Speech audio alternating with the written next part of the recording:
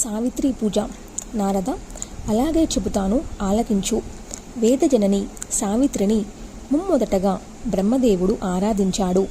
తరువాత వేదాలు ఉపాసించాయి. ఆ పైన పండిత బృందాలు అర్చించాయి. అటుపైన భారత భూభాగంలో అశ్వపతి అనే మహారాజు పూజలు చేశాడు. అక్కడి నుంచి చతుర్వర్ణాల వారు యథాశక్తిగా పూజిస్తూనే ఉన్నారు. మద్రదేశానికి మహారాజు అశ్వపతి, శత్రు సంహారకుడు, మిత్ర సన్మోదకుడు. మాలతీదేవి అతని పట్టమహిషి, ధర్మచారిణి, సాధ్వి. ఇద్దరు లక్ష్మీనారాయణులాగా కాపురం చేస్తున్నారు. ఎంతకాలానికి సంతానం కలగలేదు. వశిష్ఠుడి ఉపదేశం మీద భక్తి ప్రవత్తులతో సావిత్రిని ఆరాధించింది. అయినా ఫలితం లేకపోయింది. సావిత్రి అనుగ్రహించలేదు, దర్శనం ఇవ్వలేదు. మాలతీదేవి ఎంతగానో దుఃఖించింది. రాజుగారి ఓదార్పులు, సయోపదేశాలు ఊరిట కలిగించలేకపోయాయి. అప్పుడింకా అశ్వపతి మహారాజే స్వయంగా సావిత్రి తపస్సు కోసం పుష్కర క్షేత్రానికి వెళ్ళాడు. జితేంద్రియుడై ఏకాగ్ర చిత్తంతో 100 ఏళ్లు తపస్సు చేశాడు. అయినా సావిత్రి మాత ప్రత్యక్షం కాలేదు. తిరస్కారమే మిగిలింది. అయ్యో అని అశ్వపతి కుమిలిపోయాడు. అప్పుడు ఆకాశం నుంచి అశరీరవాణి వినిపించింది. 10,00,000 గాయత్రి మంత్రజపం చేయమంది. సరిగ్గా అదే సమయానికి పరాశర మహర్షి అక్కడికి వచ్చాడు. అశ్వపతి సాష్టాంగ నమస్కారం చేశాడు. మహర్షి సంతోషించి, నాయనా అశ్వపతి, గాయత్రి మంత్రాన్ని ఒక్కసారి జపిస్తే చాలు, పగలంతా చేసిన పాపాలన్నీ హరిస్తాయి. 10 సార్లు జపిస్తే రేయింబవళ్ళు చేసిన కల్బిషాలు అంతరిస్తాయి. 100 మార్లు జపిస్తే మాసార్జిత పాపము, 1000 సార్లు జపిస్తే సంవత్సరార్జిత పాపము, 1,00,000 సార్లు జపిస్తే ఇహ జనార్జిత పాపము, 10 లక్షల సార్లైతే పూర్వ జన్మార్జిత పాపము, 100 లక్షలు జపిస్తే సర్వ జన్మార్జిత పాపము నిశ్చయంగా నశిస్తుంది. ఇంతకు 10 రెట్లు జపిస్తే ముక్తి లభిస్తుంది. తూర్పు ముఖంగా కూర్చొని వెన్నపూస నిలబెట్టి అరచేతుల్ని పాము పడగల్లా విప్పార్చి రంధ్రముద్రతో నిశ్చలంగా జపించాలి. చిటికిన వేలుకి ప్రక్కది నడిమి కనుపు నుంచి అదో వక్రక్రంగా తర్జిని మూలాంధకగా అనగా చూపుడు వేలులో క్రింద కనుపు లెక్కించుకుంటూ వేయాలి. 10 గాయత్రి అవుతుంది. తెల్ల తామర విత్తనాలతో కానీ స్ఫటికాలతో కానీ జపమాలను తయారు చేసుకొని దేవాలయాలలోనూ తీర్థ ప్రదేశాలలోనూ గృహాలలోనూ గాయత్రి జపం చేసుకోవచ్చు. ముందుగా ఆ జపమాలను అశ్వత్థ పత్రంతో కానీ పద్మంలో కానీ ఉంచి గోరోచనం చల్లి గాయత్రి మంత్రోదకంతో స్నానం చేయించాలి. 100 గాయత్రిని పఠించాలి. పంచగవ్యంతో కానీ గంగోదకంతో కానీ స్నపనం చేయించిన జపమాలను సంస్కరించినట్టవుతుంది. ఇలా సంస్కరించిన జపమాల స్వీకరించి 10,00,000 గాయత్రి జపం చెయ్యి. 3 జన్మల మహాపాపాలు నశిస్తాయి. గాయత్రీదేవి దర్శనం అనుగ్రహిస్తుంది. రోజు 3 సంధ్యలలోనూ సంధ్యావదనం చేస్తున్నావు గదా, అది చెయ్యని వాడు ఏ పూజలు చేసినా ఎన్ని యజ్ఞయాగాలు చేసినా వ్యర్థం. అతడు అశుచి కనుక శుభకర్మలకి అయోగ్యుడు, అనర్హుడు. బ్రాహ్మణ కర్మలకు సుతారము పనికిరాడు. యావజ్జీవితము ముప్పొద్దుల సంధ్యావార్చిచిన విప్రుడు తప్ప తేజస్సుతో సూర్య సమానుడవుతాడు.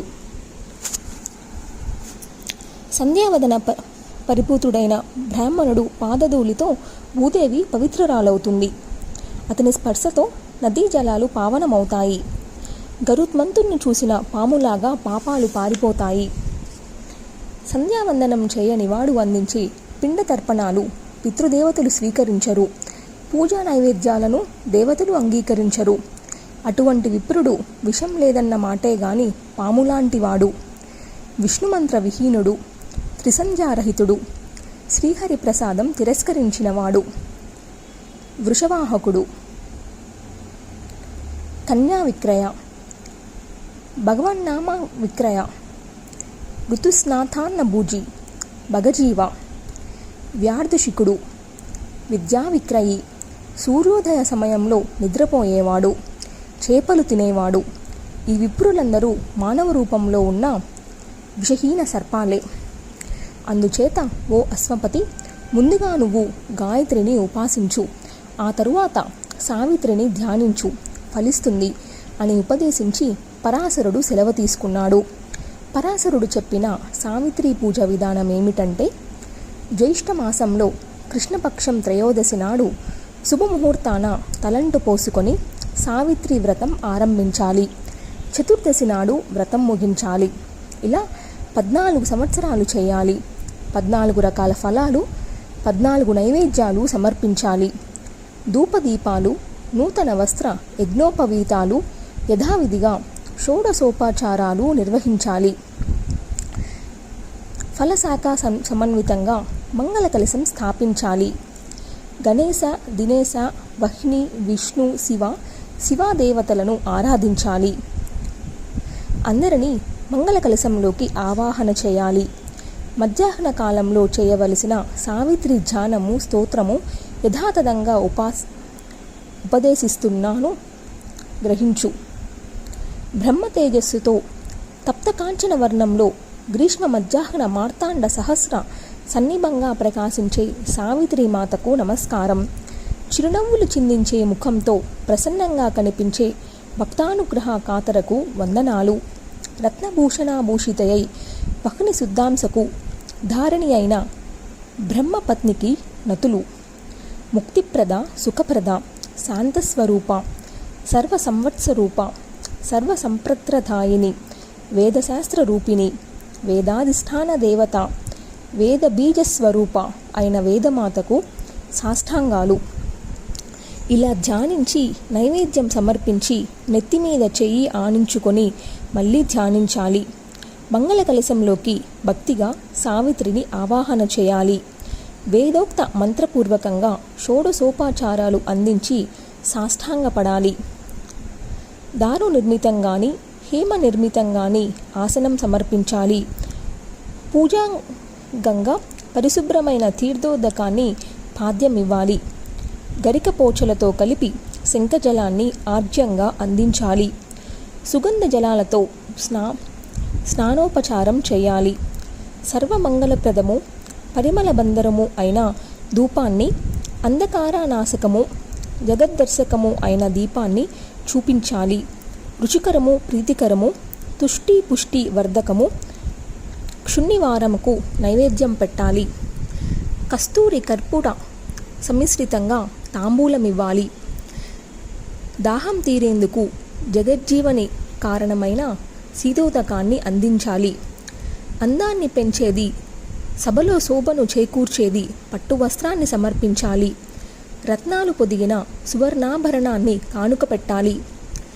వివిధ వృక్షాల నుంచి ఏరి కోసి తెచ్చిన ఫలాలను నివేదన చేయాలి. సమస్త మంగళప్రదము, సమస్త పుష్ప సమన్వితము, శోభకారము, ప్రీతికారము మాలికను మెడలో వెయ్యాలి. గంధాన్ని తనువుపై చిలకరించాలి. అలంకరణలోకెల్లా అత్యుత్తమైన సింధూరాన్ని నొసట దిద్దాలి. విశుద్ధ గ్రంథి సంయుక్తము, వేదమంత్ర పరిపూతము అయిన యజ్ఞోపవీతాన్ని సమర్పించాలి. ఇలా షోడశోపచారాలు చేసి సావిత్రీమాతను స్తుతించాలి. అటుపైన సద్బ్రాహ్మణుడికి దక్షిణ ఇచ్చి సంతృప్తిపరచాలి. లక్ష్మి, మాయ, కామ బీజాక్షరాలు మూడింటిని కలిపి హ్రీం క్లీం ఓం సావిత్రై స్వాహ అనే అష్టాక్షర మహామంత్రాన్ని నిష్టగా జపించాలి. ఒకప్పుడు గోలోకంలో గోవిందుడు సావిత్రీదేవిని బ్రహ్మకు సమర్పించాడు. అయితే ఆవిడ గోలోకం విడిచిపెట్టి బ్రహ్మదేవుడి వెంట బ్రహ్మలోకానికి రావడానికి నిరాకరించింది. అప్పుడు శ్రీకృష్ణుడి ఆజ్ఞ ప్రకారం చతుర్ముఖుడు ఆ వేదమాతను బహువిధాలుగా స్తుతించాడు. అప్పుడు ప్రసన్నురాలై బ్రహ్మను వరించింది. బ్రహ్మలోకానికి బ్రహ్మ వెంట వెళ్ళింది. బ్రహ్మ చేసిన అలనాటి మాధ్యాందిన సావిత్రి స్థుతిని యథాక్షరంగా చెబుతున్నాను, విని ధారణ చెయ్యి. సచిదానంద రూపిణి, మూల ప్రకృతి, హిరణ్య గర్భరూప, సుందరి, ప్రసన్నురాలివి కమ్ము. తేజస్వరూప, పరమానంద రూప, ద్విజాతి స్వరూప, నిత్యప్రియ దేవి, నిత్యానంద స్వరూపిణి, సర్వమంగళ రూప, ప్రసన్నురాలివి కమ్ము. సర్వస్వరూప, మంత్రస్వరూప, పరాత్పర, సుఖద, మోక్షద దేవి ప్రసన్నవు కమ్ము. పాపకాష్టలను దహించడానికి అగ్నిశిఖ వంటి దాన, బ్రహ్మతేజప్రద దేవి ప్రసన్నవు కమ్ము.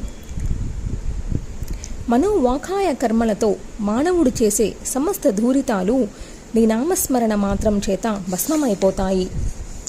ఇలా స్తుతించి బ్రహ్మదేవుడు ఆ సభామండపంలో నిశ్చలంగా నిలబడ్డాడు. సావిత్రీదేవి ప్రసన్నవదనంతో తనంత తానుగా చెంతకు వచ్చి బ్రహ్మను వరించింది. బ్రహ్మలోకానికి తరలి వెళ్ళింది. నారద పరాశరుడు ఉపదేశించిన పూజా విధానాన్ని ఆచరించి ఈ బ్రహ్మకృత సావిత్రి స్తోత్రాన్ని అక్షరశః ధారణ చేసి అశ్వపతి ఆ వేదమాత అనుగ్రహానికి పాత్రుడయ్యాడు.